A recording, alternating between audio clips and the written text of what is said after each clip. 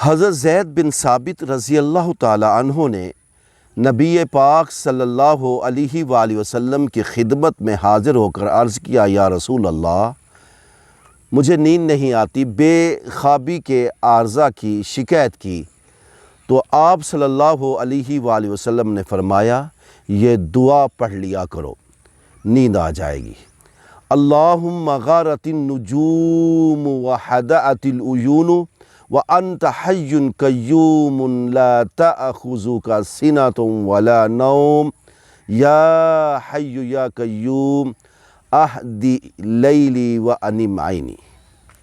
اے اللہ، ستارے ڈوب گئے، آنکھوں نے آرام پایا، اور تو زندہ اور قائم رہنے والی ذات ہے، تجھے اونگ اور نیند نہیں آتی۔